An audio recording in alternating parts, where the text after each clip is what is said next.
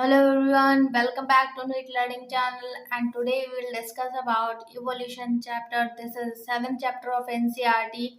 तो उसमें भी जो आज का टॉपिक है वो नेचुरल सिलेक्शन और सर्वाइवल ऑफ द फिटेस्ट है, ठीक है। तो आज हम डिस्कस करेंगे नेचुरल सिलेक्शन क्या होता है।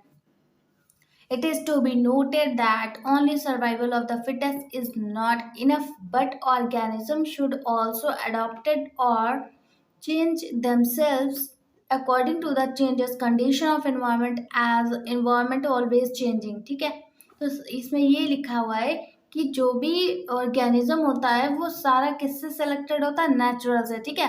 जो भी ऑर्गेनिज्म है वो अगर नेचुरल के अकॉर्डिंग चलते हैं तो ही वो नेचुरल के द्वारा सेलेक्ट हो पाते हैं, और जो ऑर्गेनिज्म नेचुरल के अकॉर्डिंग नहीं चल पाते हैं तो वो उनका क्या होते हैं, डिसअपियर हो जाते हैं, ठीक है, डिस्ट्रॉय हो जाते हैं। ओके, उसके बाद देखिए Darwin also formulated struggle for existence.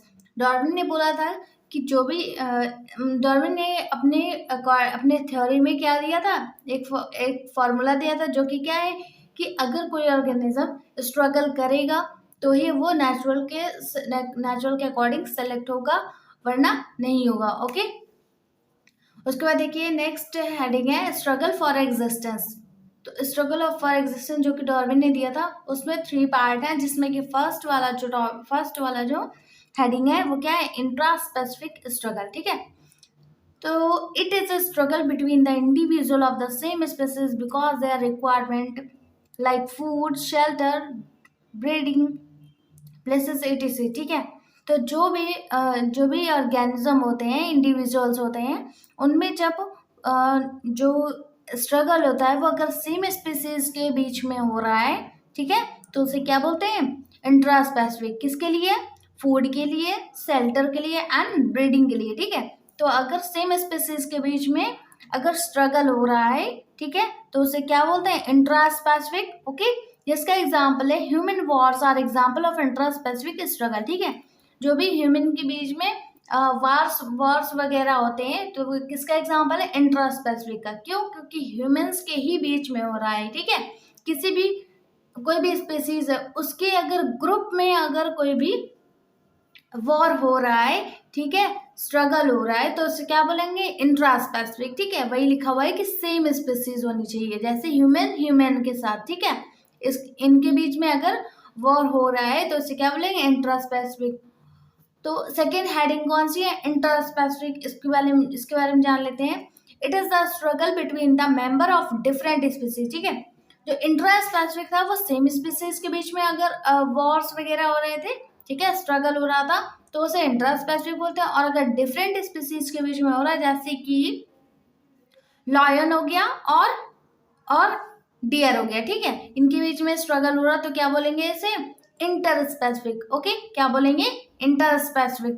जिसका एग्जांपल है this is a struggle mainly for food and shelter, ठीक है। तो ये कि जो इंटर स्पेसिफिक होता है वो मेनली किसके लिए होता है, फूड के लिए होता है और शेल्टर के लिए होता है, ठीक है। इतना क्लियर हुआ, ठीक है। उसके बाद देखिए थर्ड वाला जो हेडिंग है वो कौन सी है, इन्वायरमेंट स्ट्रगल, ठीक है।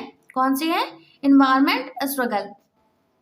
It is the struggle between organisms, the environmental factors such as a drought, heavy rains, extreme heat or cold, earthquake, disease, ठीक है।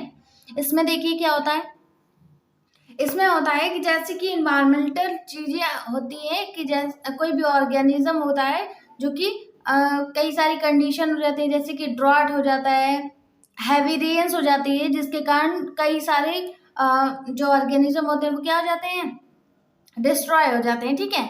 और जो भी जैसे कि ठंड पड़ रही है, ठीक है, तो ठंड पड़ रही है तो उसके अकॉर्डिंग अगर ऑर्गेनिज्म ने उसके अकॉर्डिंग जो भी उस नेचुरल के द्वारा जो भी यूजेस चीजें हैं, जैसे कि स्वेटर वगैरह, ठीक है, तो इनका अगर यूज कर लिया तो ही वो किसे, कोल्ड से बच पाएगा, ठीक है।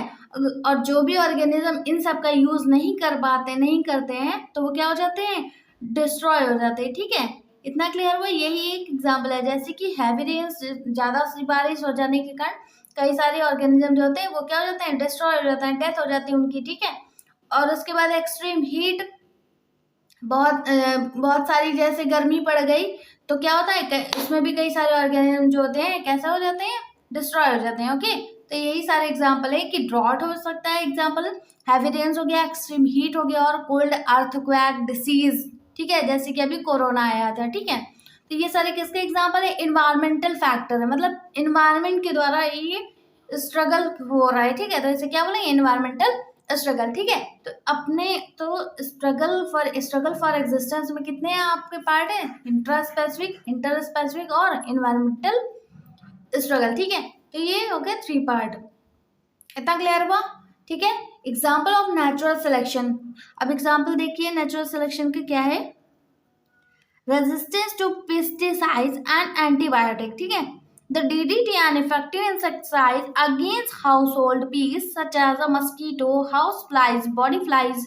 But within 2-3 years of the introduction of this insect, new DDT resistance mosquito is appeared the population. ठीक है, जैसे कि आपके जो क्रॉप होते हैं तो उसको उसको बचाने के लिए जो फार्मर्स वगैरह होते हैं वो इनका यूज करते हैं, डीडीटी का। ठीक है, किसका यूज करते हैं, डीडीटी का। ओके, तो जब डीडीटी का यूज करते हैं तो जितने भी इंसेक्ट होते हैं या मस्कीटोज वगैरह होते हैं तो क्या क्या करते हैं, तो जो डीडीटी को अगर उसका यूज करा, मतलब वो अगर डीडीटी पे इफेक्टेड हो गए, ठीक है, तो मस्कीटोज कई सारे जो डीडीटी से अगर इफेक्टेड हो गए तो क्या होगी, उनकी डेथ हो गई। ठीक है, लेकिन जब वो उसके क्या बोलेंगे, अगर उन पे इफेक्ट नहीं पड़ा तो उसके क्या हो गए, रेजिस्टेंस हो गए। क्या हो गए, रेजिस्टेंस हो गए, मतलब क्या बोलते हैं उसको, आदी हो जाना किसी भी चीज के लिए। ठीक है, मतलब कि उन पे कोई भी चीज डालोगे उन पे कोई इफेक्ट ही नहीं पड़ेगा। ठीक है, तो उसको क्या बोलते हैं, रेजिस्टेंट। क्या बोलते हैं, रेजिस्टेंट। ठीक है, तो जैसे कुछ ही दिन तो मस्कीटो, अगर आपने जैसे डीडीटी डाला, ठीक है, तो मस्कीटो कुछ ही दिन मरेंगे, उसके बाद क्या होगा, उनकी पॉपुलेशन फिर से बढ़ना स्टार्ट हो जाएगी। तो इसको क्या बोलेंगे, रेजिस्टेंस। तो वही लिखा हुआ है कि इंसेक्टेड डीडीटी होगा वो इंसेक्ट पे इफेक्ट करेगा लेकिन कुछ ही टाइम के लिए। ठीक है, फिर उसके बाद जो होंगे मस्कीटो जो होंगे रेजिस्टेंस हो गए और अगेन पॉपुलेशन जो होगा इंक्रीज होना स्टार्ट हो जाएगा। तो इसे क्या बोला गया, resistance to pesticide and antibiotic. ठीक है, ओके, इतना क्लियर हुआ? ओके, उसी में आपका सेकेंड एग्जाम्पल है, according to the natural selection theory, these variations are continuous and are helpful in the adaptation of individual towards its surrounding. ठीक है, जो कि 2 पार्ट्स में डिवाइड है, प्री इंडस्ट्री एंड इंडस्ट्री। ठीक है, तो प्री इंडस्ट्री का मतलब कि जब इंडस्ट्रियल एरिया नहीं थी, ठीक है, और इंडस्ट्रीज मतलब जब इंडस्ट्री थी। ठीक है, इंडस्ट्री समझते हो ना, मतलब जहाँ पे कोई भी फैक्ट्रीज वगैरह होती है, ठीक है, तो उसे क्या बोला गया, इंडस्ट्रीज। ठीक है, तो प्री इंडस्ट्री का मतलब जब इंडस्ट्री नहीं थी। ठीक है, एक स्टोरी सुनो, जब पोल्यूटेड एरिया नहीं थी, ठीक है, पोल्यूटेड एरिया जब नहीं थी, ठीक है, तो वहाँ तब क्या होता था, लाइकेन जो थे वो ग्रो हो जाते थे इजली। ठीक है, लाइकेन जो थे वो इजली ग्रो हो जाते थे, क्यों, क्योंकि इतना पोल्यूशन नहीं था। ठीक है, लाइकेन जो थे पोल्यूशन इतना नहीं था जिसके कारण लाइकेन इजली ग्रो हो जाते थे। ठीक है, क्योंकि पोल्यूशन और लाइकेन जो क्या है, इनवर्स का रिलेशन है इनका। ठीक है, क्या है, इनवर्स का रिलेशन है। तो अगर पोल्यूशन बढ़ेगा तो लाइकेन्स जो होंगे नहीं होंगे। ठीक है, अगर पोल्यूशन नहीं होगा तो लाइकेन्स ग्रो होंगे। ठीक है, तो क्या था, जब पोल्यूटेड एरिया नहीं थी तो लाइकेन्स इजिली ग्रो होते थे। ठीक है, अब लाइकेन्स जब इजिली ग्रो होते थे तो लाइकेन्स कैसे थे, व्हाइट कलर के थे। कैसे थे, व्हाइट कलर के लाइकेन्स जो थे इजिली पेड़ पे ग्रो हो जाते थे, जिसके कारण टू टाइप के मॉथ थे, एक ब्लैक मॉथ था और एक वाइट मॉथ था। ठीक है, क्या क्या थे, ब्लैक मॉथ था और एक वाइट मॉथ था। तो ब्लैक मॉथ जो थे वो जो वाइट मॉथ थे वो लाइकेन में क्या हो जाते थे, जब लाइकेन में आकर चिपक जाते थे वाइट मॉथ, तो लाइकेन भी वाइट और वाइट मॉथ भी वाइट था। ठीक है, तो जब वाइट में वाइट आ जाता तो क्या हो जाता था, छुप जाते थे। ठीक है, वाइट में वाइट आ जाते थे तो छुप जाते थे। लेकिन जब वाइट वाले मॉथ थे वो लाइकेन जब छुप जाते थे तो जो वो पेडिग्री बर्ड थी वो क्या होता था, वो वाइट मॉथ को क्या होता था, खा नहीं पाते थे। क्यों? क्योंकि उन्हें दिखाई नहीं देता, लाइकेंस में वो छुप जाते थे, ठीक है। लेकिन जब इंडस्ट्रियल एरिया आए और जो ब्लैक मॉथ थे, ब्लैक मॉथ लाइकेंस में जब चिपक जाते थे, तो ब्लैक में जब व्हाइट में जब ब्लैक चीज कोई आ जाती है तो इजिली दिखाई देती है ना, तो ब्लैक मॉथ को पेडिग्री जो बर्ड थी वो इजिली खा लेते थे, ठीक है। तो ये क्या है, नेचुरल सिलेक्शन का एग्जाम्पल है कि नेचर ने जो भी सिलेक्ट किया पेडिग्री बर्ड ने, जो जिस भी इंडिविजुअल को सिलेक्ट किया वही बच पाता है, और जिस भी इंडिविजुअल को वो सेलेक्ट नहीं करती है उसे वो क्या हो जाते हैं, डिस्ट्रॉय हो जाती है, ठीक है। तो इस कंडीशन जब प्री इंडस्ट्री थी, जब पोल्यूटेड एरिया नहीं था, तो क्या हुआ, व्हाइट मॉथ बचे रहे और ब्लैक मॉथ क्या हो गए, डेथ हो गई उनकी। क्यों? क्योंकि पेडिग्री बर्ड ने उन्हें खा लिया, ठीक है। अब देखिए सेकंड केस क्या है कि जब इंडस्ट्रियल एरिया आया, ठीक है, जब इंडस्ट्रीज हो गई तो पोल्यूशन क्या होगा, बढ़ गया, ठीक है। तो एरिया क्या हो गई, पोल्यूटेड हो गई। तो जब एरिया पोल्यूटेड हो गई तो अभी बताया कि लाइकेंस और पोल्यूशन के क्या है, इनवर्स का रिलेशन है, ठीक है। तो अब पोल्यूशन का एरिया क्या हो गया, बढ़ गया, तो लाइकेंस क्या हो गया, डिस्ट्रॉय हो गया। लाइकेंस जो हो गए वो नहीं ग्रो हो रहे थे, ठीक है। तो लाइकेंस नो ग्रो, ओके। तो ब्लैक मॉथ जो थे, तो लाइकेन क्या था, व्हाइट कलर का था। अब लाइकेन जब नहीं है तो ट्री तो कैसा होता है, ट्री ब्लैक कलर का होता है ना, ठीक है। तो ब्लैक मॉथ जो थे वो ट्री में आके छुप गए, ठीक है। अब जो व्हाइट मॉथ थे वो कहाँ पर जाएं, तो वो भी आकर वहीं पे चिपक जाते थे, किस पे, ट्री पे। ट्री कैसा होता है, ब्लैक कलर का, ठीक है। तो ट्री जो होता है ब्लैक कलर का होता है क्योंकि पोल्यूटेड एरिया थी, ओके। तो ब्लैक मॉथ जो थे वो ट्री में इजिली छुप जाते थे, ठीक है। लेकिन व्हाइट मॉथ जो थे वो इजिली छुप नहीं पाते थे, जिसके कारण पेडिग्री बर्ड अब उन्हें खाने लगी थी, किसको, व्हाइट मॉथ को, ओके। तो व्हाइट मॉथ को जब खाने लगी तो जो व्हाइट मॉथ जो हो गए वो क्या हो गए, डिस्ट्रॉय हो गए, और जो ब्लैक मॉथ थे वो इजिली बच गए। क्यों? क्योंकि ट्री भी ब्लैक था और वो भी ब्लैक थे, ओके। इतना क्लियर हुआ। तो व्हाइट जिसका जब टाइम होता है वो क्या होता है, बच जाता है, ओके। तो यही एक इसका एग्जाम्पल नेचुरल सिलेक्शन का, कि नेचर जो होती है वो जिसको भी सेलेक्ट करेगी केवल वही वही इंडिविजुअल बचा रहेगा, और जिसको सेलेक्ट नहीं करेगी वो क्या होगा, डिस्ट्रॉय हो जाएगा। इतना क्लियर हुआ, ठीक है। तो पहला एग्जाम्पल मैंने बैक्टीरिया या पेस्टिसाइड वगैरह इंसेक्टिसाइड का दिया, और दूसरा क्या था, इंडस्ट्रियल और मतलब इंडस्ट्रीज का था जिसमें कि ब्लैक मॉथ और पेडिग्री बर्ड का, ठीक है, कनेक्शन था, ओके। इतना क्लियर हुआ। तो ये दो केस थे जो कि नेचुरल सिलेक्शन के एग्जाम्पल थे, ओके। नेक्स्ट हेडिंग आपकी इसमें आती है हार्डी वेनबर्ग इक्वेशन प्रिंसिपल, ठीक है, इंपॉर्टेंट टॉपिक है, अच्छे से पढ़िएगा, ठीक है। तो propose by GH Hardy Weinberg, इस इक्वेशन को किसने प्रपोज किया, इस प्रिंसिपल को, जीएच हार्डी वेनबर्ग साइंटिस्ट ने, okay. Describe a theoretical situation in which a population is undergoing no evolutionary changes. इस कंडीशन, इस प्रिंसिपल में क्या उन्होंने एक चीज रखी कि इसमें एक उन्होंने थ्योरेटिकल केस रखा, ठीक है, थ्योरेटिकल चीज डिस्क्राइब करी, जिसमें कि आपका इवोल्यूशनरी जो चेंजमेंट होता है वो नहीं इसमें इन्वॉल्व किया। इवोल्यूशनरी चेंजमेंट जो होता है वो क्या इसमें इन्वॉल्व नहीं किया। नेक्स्ट थर्ड पॉइंट देखिए, mutation introduce new gene into a species resulting a change in a gene frequency. Okay, third वाला लाइन क्या है, mutation introduce new gene into a species resulting a change in a gene frequency, ठीक है। Mutation क्या होता है, जिसमें कि कोई न्यू जीन जो होती है सडन आ जाती है, ठीक है, क्या हो जाती है, सडन आ जाती है, उसके बाद वन जनरेशन से नेक्स्ट जनरेशन में जाती रहती है, ठीक है। ये क्या है, म्यूटेशन, ओके। तो gene frequency is a frequency which with which a particular alleles occurs in a population, ठीक है। तो म्यूटेशन आया तो उसमें जो जीन है उसकी फ्रिक्वेंसी स्टार्ट हो जाती है, जिसमें कि वन जनरेशन से नेक्स्ट जनरेशन में जानी स्टार्ट हो जाती है। उसमें भी एक पर्टिकुलर क्या होता है, एलिज्म होता है, जो कि पॉपुलेशन को इंक्रीज करने में हेल्पफुल होता है, ठीक है। उसके बाद देखिए 5 factors affecting the Hardy Weinberg equation. 5 factors जो थे, मतलब इनकी जो एक इन्होंने अपने एक क्वेश्चन दिया जिसमें कि ये 5 फैक्टर्स अफेक्टेड नहीं थे। अगर ये 5 फैक्टर्स अफेक्टेड होते तो उन्होंने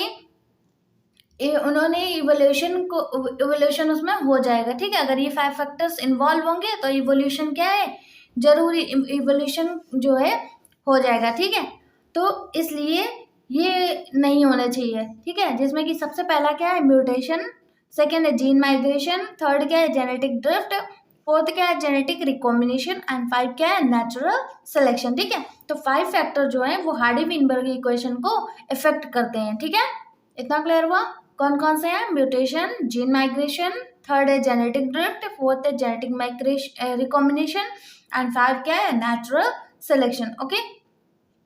माइग्रेशन का मतलब होता है कि जीन जो है वन जनरेशन से नेक्स्ट जनरेशन में क्या होती है, चली जाती है, जिसके कारण इवोल्यूशन भी, इसमें भी इवोल्यूशन होना पॉसिबल है, ठीक है। म्यूटेशन भी है, इसमें भी सडन चेंज आ जाता है, इसलिए ये क्या है, इसमें भी इवोल्यूशन होना पॉसिबल है। और जेनेटिक ड्रिफ्ट में भी होना पॉसिबल है, जेनेटिक रिकॉम्बिनेशन मैंने पढ़ा है प्रिंसिपल ऑफ इनहेरिटेंस में, ठीक है। और नेचुरल सिलेक्शन भी मैंने अभी अभी जस्ट पढ़ा है, ठीक है। तो ये जो 5 फैक्टर है ये हार्डी-विनबर्ग इक्वेशन को इफेक्ट करते हैं, ठीक है। The principle says that elements और frequencies of population are stable and it constant from the generation to the generation, ठीक है। तो ये प्रिंसिपल जो है पॉपुलेशन को स्टेबल बनाए रखता है, ठीक है। क्या बनाए रखता है, स्टेबल बनाए रखता है, कांस्टेंट बनाए रखता है, मतलब कि ना ही पॉपुलेशन इंक्रीज होगी ना ही डिक्रीज होगी, क्या है, स्टेबल बनी रहेगी, ठीक है। तो ये प्रिंसिपल में यही बताया गया है, ओके। तो फिर उसी में आता है टाइप ऑफ नेचुरल सिलेक्शन, ठीक है। तो नेचुरल सिलेक्शन के 3 टाइप होते हैं, ठीक है। कौन कौन सा, स्टेबलिंग, डायरेक्शनल एंड डिसरप्टिव, ठीक है। स्टेबलिंग में क्या होता है, this selection is called maintain evolution, ठीक है। तो ये जो स्टेबलिंग होता है यहाँ पर क्या होता है, इवोल्यूशन क्या होता है, मेंटेन रहता है, ठीक है। एग्जाम्पल कोरोना, ठीक है। जैसे कि पॉपुलेशन जो होगी आपकी अगर इंक्रीज होती जाएगी, ठीक है, तो अगर कोई डिसीज आ गई जैसे कि कोरोना एग्जाम्पल दे रखा है, तो इसमें क्या है, पॉपुलेशन जो होगी अगर इंक्रीज हुई है तो वो आपका एवरेज में ला देगी, ओके। तो ये क्या है, मेंटेन इवोल्यूशन, ठीक है। इतना क्लियर हुआ। ये स्टेबलिंग समझ में आई कि मैक्सिमम अगर हो रहा है तो उसे कहाँ पर ला देना है, एवरेज में, ओके। तो ये क्या है, स्टेबलिंग का एग्जांपल है कोरोना, ठीक है। सेकंड क्या है, डायरेक्शनल। तो डायरेक्शन में क्या होगा, अगर कोई भी मतलब पॉपुलेशन जो है वो मिनिमम हो रही, कैसे हो रही, मिनिमम हो रही, ठीक है। तो natural selection is a minimum value, natural selection is a minimum value. इसका एग्जांपल क्या देखा, DDT resistance in mosquito, DDT resistance in mosquito, ठीक है। अभी मैंने पढ़ा है कि अगर डीडीटी जो होगा, मतलब ऐसी बहुत सारी जो होंगी एंटीबायोटिक होती हैं जो कि इंसेक्टों को क्या बना देते हैं, रेजिस्टेंट बना देते हैं, ठीक है। तो जब रेजिस्टेंट बन जाती है तो यहाँ पर इनका जो वो पॉपुलेशन होगी वो क्या होगी, इंक्रीज होगी, क्यों, क्योंकि रेजिस्टेंट बन गई हैं, ठीक है। रेजिस्टेंट हो गए हैं डीडीटी के अकॉर्डिंग, ठीक है। तो फिर तो यहाँ पर जब मिनिमम हो गई थी आपकी पॉपुलेशन, तो इसकी इस यूज से, डीडीटी के यूज से क्या हो गई, क्योंकि रेजिस्टेंट हो गए, तो रेजिस्टेंट हो गए तो मस्कीटो की पॉपुलेशन क्या होगी, फिर से इंक्रीज होगी, ओके। तो ना ही मैक्सिमम होने देगा और ना ही मिनिमम होने देगा, ठीक है। एवरेज में रखना है। तो ये क्या है, नेचुरल सिलेक्शन के एग्जाम्पल है, ओके। इतना क्लियर हुआ। नेक्स्ट थर्ड देखते हैं, डिसरप्टिव क्या होता है। This process are both natural selection, इसमें क्या होता है, मैक्सिमम और मिनिमम क्या होता है, इक्वल होता है, ठीक है। मैक्सिमम और मिनिमम क्या होता है, इक्वल होता है।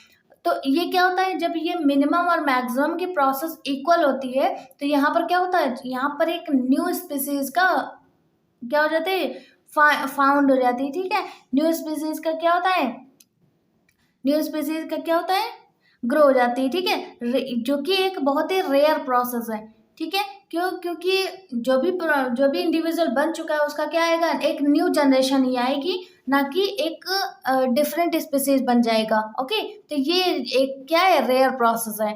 इतना क्लियर हुआ, ठीक है। अब देखिए नेक्स्ट आपका जो हेडिंग है वो जेनेटिक ड्रिफ्ट है, ठीक है।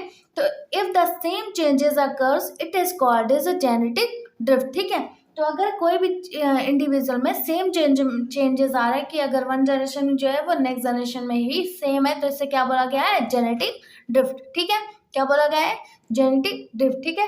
Sometime the changes is allelic frequency so different in the new sample of population that they become a different species, ठीक है।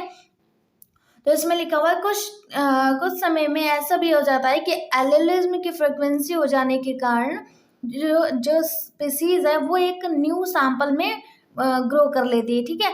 एक डिफरेंट स्पीसीज बन जाती है, जैसे कि कोई मतलब पहले उसके अगर एंसेस्टर में देखा जाए तो वो एक डिफरेंट टाइप से था, लेकिन अब जो उसका जो न्यू आया है ऑर्गेनिज्म तो क्या है वो डिफरेंट हो गया है। ठीक है, तो जो भी आपके डिफरेंट स्पीसीज बनी है, ठीक है, उसके बारे में जानने को ही क्या बोलते हैं, फाउंडर इफेक्ट। ठीक है, क्या बोलते हैं, फाउंडर इफेक्ट। अब इसके डेफिनेशन देखिए, the original drifted population become founder and the effect is called founder effect. ठीक है, तो जो भी न्यू डिफरेंट स्पीसीज जो बनी है उसके एंसेस्टर के बारे में जानने को क्या बोलते हैं, फाउंडर इफेक्ट। ठीक है, उसके उसमें जो इफेक्ट आया है उसके न्यू स्पीसीज में उसको क्या बोलते हैं, फाउंडर इफेक्ट। ठीक है, अब देखिए जैसे कि ये एरिया 1 है, ठीक है, क्या है, एरिया 1 है, तो एरिया 1 से जैसे यहाँ पर कोई भी लोग रह रहे हैं, ठीक है, अब यहाँ से उठकर वो उस दूसरी एरिया में चले जाएं और वहां पर क्या है, अपनी स्पीसीज को क्या करें, ग्रो करें। ठीक है, मतलब वन जनरेशन से नेक्स्ट जनरेशन में ग्रो करें। ठीक है, तो इसे क्या बोला गया है, फाउंडर इफेक्ट। ठीक है, क्या बोला गया है, फाउंडर इफेक्ट। अब इनकी जो यहाँ पर थे लोग वो कहाँ पर आ गए, दूसरी एरिया में आ गए और यहाँ पर आकर अपनी जनरेशन को बढ़ाने लगे हैं, तो इसे क्या बोला गया है, फाउंडर इफेक्ट। ठीक है, इस पर होने वाले इफेक्ट को क्या बोला गया है, फाउंडर इफेक्ट। ठीक है, इतना क्लियर हुआ। अब देखिए यहाँ से आपका जो न्यू टॉपिक है वो क्या है, जो भी आपका इवोल्यूशन में मतलब कि ह्यूमंस कैसे बने तो उसके बारे में बताया गया है। ठीक है, a brief account of evolution. First number है, the first cellular forms of life appeared on earth. ठीक है, तो अर्थ में लाइफ कैसे अपीयर्ड हुई, सेलुलर फॉर्म से। ठीक है, कैसे हुई, सेलुलर फॉर्म। जितने भी ऑर्गेनिज्म है वो किससे बने हुए हैं, सेल से। ठीक है, इसे क्या बोला गया है, सेलुलर फॉर्म्स। ठीक है, सेकेंड पॉइंट है, the time of 500 million year ago invertebrates were formed and active। ठीक है, तो जो 500 मिलियन साल पहले क्या बने थे, इन्वर्टिब्रेट्स बने थे। ठीक है, क्या बने थे, इन्वर्टिब्रेट्स बने थे। ठीक है, फिर उसके बाद थर्ड क्या है, third point, jawless is probably evolved around 350 million year ago. ठीक है, तो जो भी मतलब जिनमें भी जॉ प्रेजेंट नहीं थे उन्हें क्या बोला गया, जॉलेस। ठीक है, क्या बोला गया, जॉलेस। तो जॉलेस फिश जो थी वो कब आई थी, 350 मिलियन ईयर एगो। ओके, उसके बाद देखिए, seaweeds and few plants existed probably around 320 million year ago। ठीक है, तो जो seaweeds होते हैं जो कि किसमें होते हैं, जो कि किसमें होते हैं, पॉन्ड वगैरह में होते हैं। ओके, तो ये जो सीवीड्स होते हैं एंड फ्यू प्लांट्स वगैरह जो होते हैं वो कब आए थे, 320 मिलियन ईयर अगो। तो इसमें भी आपकी फिफ्थ लाइन है, the amphibians evolved into reptiles. ठीक है, तो जो एम्फीबियंस थे मतलब सबसे पहले आपके क्या बने, टेट्रॉड बने, जिसमें क्या टेट्रॉड में सबसे पहले क्या बने आपके, एम्फीबियंस। ठीक है, एम्फीबियंस बने, जो एम्फीबियंस जो थे वो किस में कन्वर्ट हुए, रेप्टाइल्स में। ठीक है, किस में कन्वर्ट हुए, रेप्टाइल्स में। ओके, सिक्स्थ पॉइंट है, some of the land reptiles went back into water to evolve into fish-like reptiles probably 200 million year ago। Okay, तो जो भी रेप्टाइल्स जो थे किस में कन्वर्ट हुआ, फिश में। ठीक है, जो कि कब हुए थे, 200 मिलियन ईयर एगो। ठीक है, कब कन्वर्ट हुए थे, 200 मिलियन ईयर एगो। ठीक है, तो वो जब रेप्टाइल्स किस में रहते हैं, वाटर में। ओके, तो और जो रेप्टाइल्स जो थे किस में रहते हैं, वाटर में, जो कि कहाँ पर आ गए, लैंड में। ओके, कहाँ पर आ गए, लैंड में। ओके, तो ये कब आए थे, 200 मिलियन ईयर एगो, जिसका एग्जांपल आपका क्या दे रखा है, इक्तियोसॉरस। ठीक है, क्या है, इक्तियोसॉरस। नेक्स्ट देखिए, सेवेंथ आपका पॉइंट है, about 65 million year ago the dinosaur suddenly disappeared from the earth. ठीक है, तो 65 मिलियन ईयर एगो जो डायनासोर जो थे वो सडन क्या हो गए, अर्थ से डिसअपियर हो गए। ओके, एट्थ पॉइंट देखिए, फर्स्ट मैमल्स वाज लाइक श्रूज। ठीक है, तो जो भी आपका फर्स्ट मैमल्स बना था वो कौन था, श्रूज थे। ठीक है, क्या थे, श्रूज, जो कि आपके एनसीईआरटी में सभी पिक्चर्स दे रखी हैं, उन्हें अच्छे से देखिएगा। ओके, देख लीजिएगा तो फिर आपको ये लाइन भी अच्छे से क्लियर हो जाएंगी।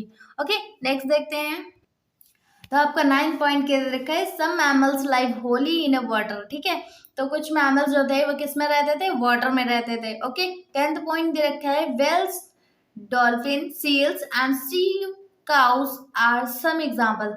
जो कि मतलब जो वाटर में मैमल्स रहते हैं वो कौन कौन से हैं, वेल्स हैं, डॉल्फिन्स हैं एंड सील्स हैं, और कौन है, सी काउज है, ठीक है। ये एग्जाम्पल है कुछ जो कि वाटर मैमल्स के हैं। ओके, नेक्स्ट देखिए origin and evolution of man. अब देखिए अभी तक मैंने वो मतलब जो भी एनिमल्स थे उनमें पढ़ाया था इवोल्यूशन। अब देखिए मैन में इवोल्यूशन कैसे हुआ, ठीक है। तो प्लेस ऑफ ओरिजिन देखते हैं कि कहाँ से आपकी स्टार्टिंग हुई। ओके, तो the fossils evidence clearly indicate that origin man occurred in Central Asia, China, Java and India, ठीक है। तो जब जो मैन के फॉसिल्स मिले थे वो सबसे पहले कहाँ कहाँ पे मिले थे, सेंट्रल एशिया पे, चाइना पे और जावा पे और इंडिया पे। ओके, नेक्स्ट देखिए it has been established that Dryopithecus is the oldest fossil. जो सबसे पुराना जो फॉसिल्स था, जीवाश्म था, जो कि सबसे पुराना जीवाश्म था जो, तो वो कौन सा था, ड्रायोपिथेकस का था, ठीक है। किसका था, ड्रायोपिथेकस का था, ठीक है। नेक्स्ट देखिए प्रायर्स टू एप मैन, ठीक है। तो जो भी मैन मतलब जो भी स्टार्टिंग से मैन बनते हुए आ रहे हैं तो उनको सीरियल से मैंने यहाँ पर दे रखा है, ठीक है। जिसमें सबसे पहले आपको कौन सा है, ड्रायोपिथेकस डिस्कवरी। तो सबसे पहले कौन किसकी डिस्कवरी हुई थी, मैंने अभी बताया कि ओल्डेस्ट फॉसिल्स कौन सा था, ड्रायोपिथेकस, ठीक है। तो उसके बारे में पहले देखते हैं। ड्रायोपिथेकस डिस्कवरी में क्या हुआ था कि ape like but arm and leg same length, ठीक है। क्या क्या थे उनमें, मतलब जो कंधे थे, भुजाएं थी, वो कैसी थी, सेम थी, और लेग भी सेम लेंथ के थे, मतलब उनकी जो लंबाई थी वो क्या थी, इक्वल थी। ओके, नेक्स्ट देखिए large brain and large canine. जो कि कैनाइन टीथ होते हैं वो कैसे थे, लार्ज थे, और ब्रेन का भी जो कैपेसिटी वो भी लार्ज थी, ठीक है। फिर उसके बाद knuckle walker ate soft fruit and leaves, ठीक है। तो वो जो अभी फूड में लेते थे वो क्या क्या थे, फ्रूट थे और लीव्स थे, जो कि फूड में लेते थे, ठीक है। उसके बाद सेकंड देखिए जो ड्रायोपिथेकस के बाद आए थे वो कौन थे, रामापिथेकस, ठीक है। कौन थे, रामापिथेकस मैन। उस उनमें क्या डिफरेंस था, सेम टू ड्रायोपिथेकस, मतलब उनके जो साइज और हैबिटाट थे वो कैसे थे, सेम ड्रायोपिथेकस मैन के तरीके थे। फिर more man like 3 to 4 feet height, उनकी हाइट कितनी थी, 3 to 4 फीट उनकी हाइट थी, ठीक है। उसके बाद देखिए जो थर्ड रामापिथेकस के बाद जो आए थे उनका क्या नाम था, ऑस्ट्रालोपिथेकस, ठीक है। क्या नाम था, ऑस्ट्रालोपिथेकस। उनमें क्या खासियत थी, तो ईस्ट अफ्रीकन ग्रासलैंड, ठीक है। कहाँ पर रहते थे ये, ईस्ट अफ्रीका में। ओके, ईस्ट अफ्रीका के ग्रासलैंड में रहते थे। नेक्स्ट देखिए हंटेड विद स्टोन। तो जो भी मतलब वो शिकार करते थे वो किससे करते थे, पत्थरों से करते थे, ठीक है।